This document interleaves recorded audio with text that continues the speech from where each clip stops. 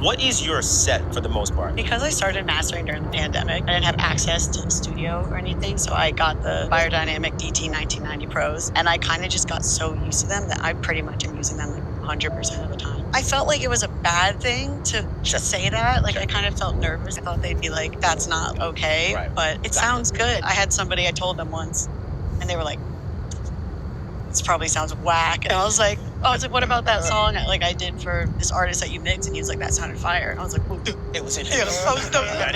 Yeah. What is your set for the most part?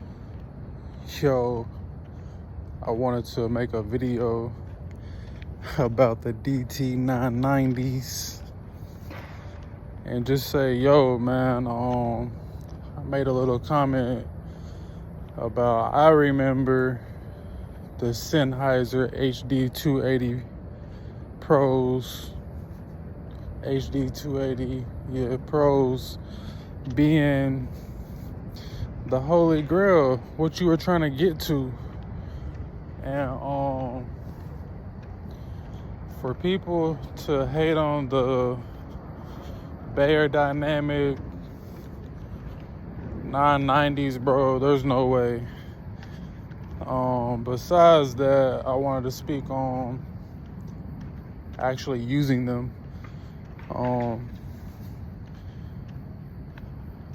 I've been using them for 5 years or more. Open back. One of my favorite things to do is to mix at nighttime with my door open. There's an ambiance. The animals, the bugs, birds, just the planes, cars going by, random people talking. And I feel like when I was mixing with closed back, I don't know, man, there's just something a little more natural to me about mixing with the open back. It can be distracting if what's going on around you is very loud or just a lot's going on. Like if you're in a studio session, well, number one, if you're in a studio session, you can't really use those anyway if the mic is in the same room or area, because you're gonna have that bleed. That's the only thing about them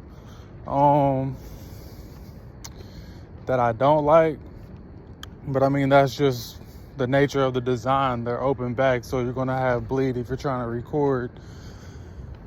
So but yeah, I was trying to say that when I was watching the podcast or video, the Help Me Devon video, and the mastering engineer, she has said that she uses the 990s. I feel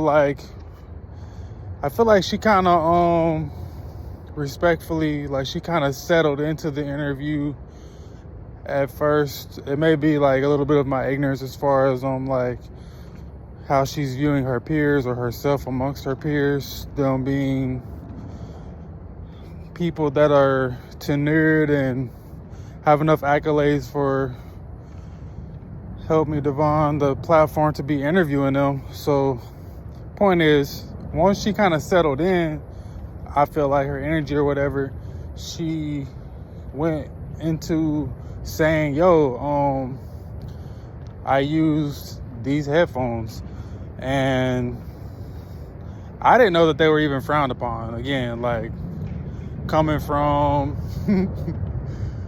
nothing and just trying to make it to something. Again, like those HD 280 Pros were everything. But then once you get to the next level, you learn like, man, that's not it. So I just wanted to give a little bit of my personal experience with them and to say that if you haven't mixed with open back, it can be a different experience. And then mixing open back and me doing it with the ambiance of the real world, I feel like my mixes translated to the real world. It's like, yes, I listen to music in headphones, but I also don't listen to music in headphones. I hear music in natural settings, people moving around, the hustle and bustle of life. Like, you hear music in that way as well. And so I just kind of found that, like, for me, I do the one thing with the Beyerdynamics, the DT990s, I feel like obviously the low end is probably not represented as well, maybe as some other cans, or just even obviously with it being an open back design. But when you learn how you mix, or like your style or whatever, how you would handle low end, if you keep doing the same things, it translates. It translates, at least in my experience. So if I'm trying to get the spins 808 to sound right or whatever, like, it's not hard to do on those. So somebody might say, like, oh, they sound flat. Shit, they sound great, bro. Like, that's what you want. They sound great and they feel great. That's the other part that people, I don't know, like, I have a big ass head, so pause. So the headphone that I'm using, like, I get headphone fatigue more from the physical thing being on my body and ears and head versus the fatigue from listening. And that, for me, was circumvented when I got the 990s. Once I had, like, moved to the 990s, I don't remember exactly what I was using before then. I had used quite a few things, some AKG, Sony, I don't know, like, probably anything that you could find at Guitar Center, etc. You know what I'm saying? Something that you can walk into, Sam Ash, etc. Like, and then once I got the Beyerdynamic joints, like, man, it just made sense for me. So I just wanted to, like, add a little bit of, like, my personal take on it. If you are, I guess they might call those budget headphones, if you're in the market for those, I highly recommend them. They feel great. For me, they've lasted well. I've never had a pair die on me. I've had to replace them through, like, destroying them myself, like pulling the cable too hard, disconnect, like tearing the wire up or something. But I've had a few pair, like, cause they're just good headphones. When I am mixing close back, I literally just use, like, whatever I'll use anything actually, but Sennheiser has, like, some lower tier headphones that are closed back. I don't remember the exact model, but I would compare them to the 280 Pros or something. Like, they're better than that, I guess, but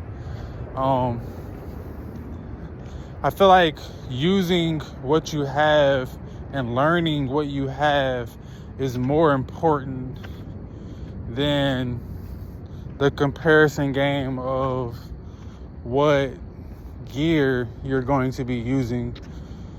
If you are mixing in a room that you've been mixing in for 10 years, even if that room was treated bad or whatever, in time, you're going to have picked up something. And then when you move on to this new room or whatever, it's going to be weird.